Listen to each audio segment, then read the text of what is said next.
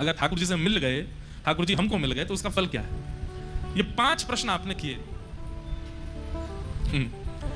चरित्र हम पढ़ रहे थे भक्तमाल जी में, तो उसमें वर्णन आता है कि श्री सटकोप स्वामी जी ने इनका उत्तर देने के लिए 1000 श्लोक बोले और 1000 श्लोकों में उत्तर दिया। उसको सहस्त्र गीति कहते हैं। दक्षिण भारत में वह ग्रंथ भी है और वहां लोग उसका अवलोकन करते हैं।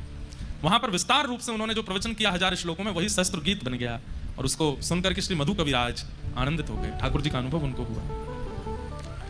35 वर्ष की आयु तक मात्र आप धरा धरती पर विराजे बस, और 35 वर्ष के पश्चात आपने श्री ठाकुर जी के धाम को स्वीकार किया।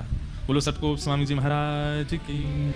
ये रामानुज संप्रदाय बाद में बोलने लगे। पहले संप्रदाय का नाम श्री संप्रदाय है। क्या नाम है? श्री संप्रदाय। और श्री संप्रदाय के प्रथम आचार्य श्री सटकोप स्वामी जी हुए। तत्पश्चात इसी परंपरा में फिर आगे चल करके श्री यामुनाचार्य जी हुए। कौन हुए? यामुनाचार्य। एक श्लोक हम हर कथा में बोलते हैं, आप लोगों ने सुना होगा। नीचे या को लाला कोई उठ के नीचे कर दो।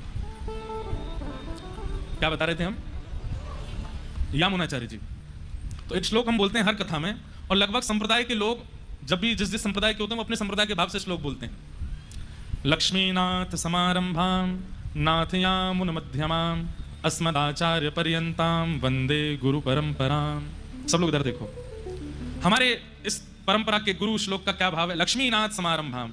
इस संप्रदाय का प्रारंभ कहां से हुआ? बोले लक्ष्मीनाथ भगवान आए थे सटकोप स्वामी जी के पास और उन्होंने आकर के इसका प्रारंभ किया। नाथ यामुन मध्यमाम।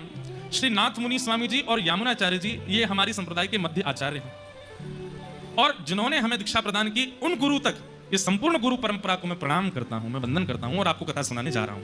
हर कथा में ये श्लोक बोलते हैं, और लगभग आप जिस भी संप्रदाय के आचार्य से मिलेंगे उनमें ये श्लोक, जैसे हमारे श्री रामानंद परंपरा में सीतानाथ समारंभाम श्री रामानंदार्य मध्यमाम अस्मदाचार्य पर्यंताम वंदे श्री गुरु परंपराम।